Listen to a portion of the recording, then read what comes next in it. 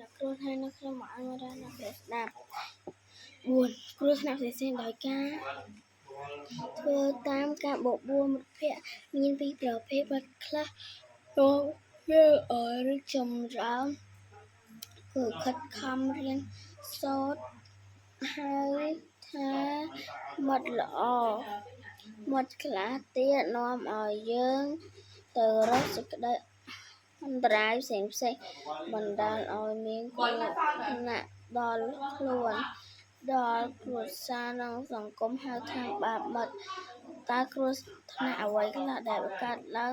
ដោយសារគេធ្វើតាមការបបួលការធ្វើតាមការបបួលរបស់មនុស្សមិនល្អអាចបង្កឲ្យយើងជួបគ្រោះថ្នាក់ជាច្រើនដូចជាយើងមិនបានចូលរៀនទៀងទាត់យើងទទួលរងការសម្លាប់ឬការវាយធ្វើបាបលើរាងកាយយើងនឹងត្រូវគេនាំយកទៅលក់កម្លាំងពលកម្មយើងនឹងក្លាយជាកុមារចេះលួចចេះផូតកុហកបោកប្រាស់យើងនឹងមានជំងឺញៀនបារីស្រាលគ្រឿងញៀនផ្សេង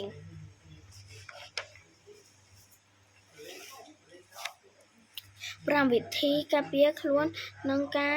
ឆ្លើយបដិសេធរបស់កុមារតើយើងត្រូវធ្វើអ្វីដើម្បីជៀសវាងពីការគំរាមកំហែងមិនត្រូវធ្វើតាមឬទៅតាមគេបញ្ជានោះទេដោយនិយាយថាសុំទោសខ្ញុំមិនអាចទៅបានទេពីព្រោះខ្ញុំបានសន្យាជាមួយកិច្ចការផ្ទះមិនភ្លក្សឬសាកល្បងផឹកគ្រឿងស្រវឹងជក់គ្រឿងញៀនដោយនិយាយថាអត់ទេអរគុណខ្ញុំមិនញ៉ាំទេលាសិនហើយ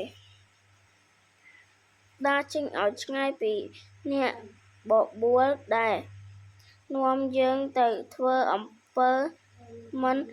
ល្អដោយនិយាយថាអត់ទេអរគុណខ្ញុំចង់ទៅធ្វើផ្ទះសាលាជាមួយមិត្តភក្តិខ្ញុំខាងនោះវិញ